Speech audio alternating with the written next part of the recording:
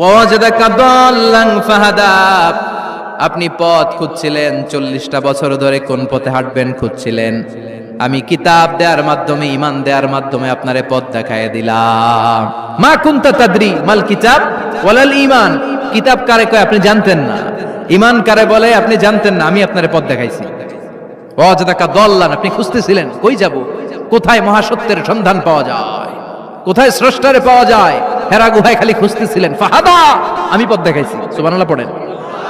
তো আপনার টেনশনের কি আছে, যেখানে আপনার বিপদ ওইখানে আমি আছি না নাই?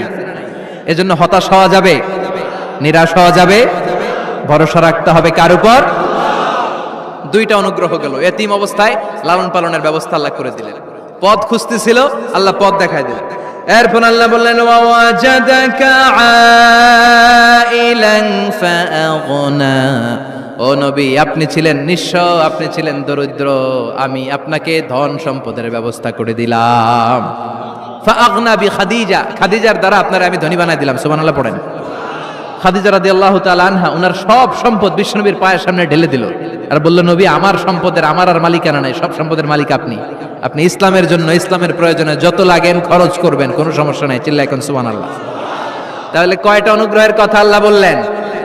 চিল্লায় বলতে হবে, আরো জোরে, সবাই মিলে বলেন কয়টা? তিনটা অনুগ্রহ শেষ, এবার তিনটা কর্মসূচি, তিনটা ওয়ার্ক প্ল্যান। কোরআন বোঝে না মানুষ, কত সুন্দর কোরআন বুঝতে চায় না, বুঝতে চায় না।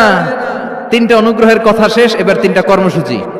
তিনটা কি কর্মসূচি? নাম্বার 1, ও নবী যেহেতু আপনি এতিম ছিলেন, এতিমের দরদ আপনি বুঝেন, বুঝে না?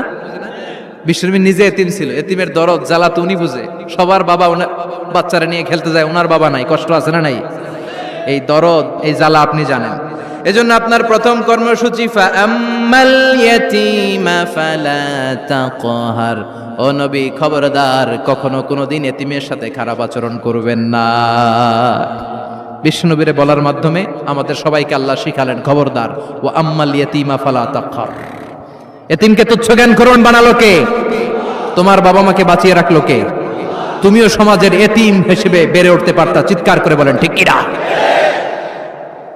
এজন্য নবীরে বললেন, নবী ফাআম্মাল ইয়াতীমা ফালা তাকহার, এতিমের সাথে কখনো খারাপ আচরণ করবেন না। এতিমের সাথে খারাপ আচরণ যারা করে তাদেরকে অপছন্দ করে কে? আরাআইতাল্লাযী ইউকাযযিবু বিদ্দীন ফাযালিকাল্লাযী ইয়াদউল ইয়াতীম, আল্লাহ ওদেরকে পছন্দ করে না যারা দ্বীনকে অস্বীকার করে আর এতিমকে ঘাড় ধাক্কা দিয়ে বের করে।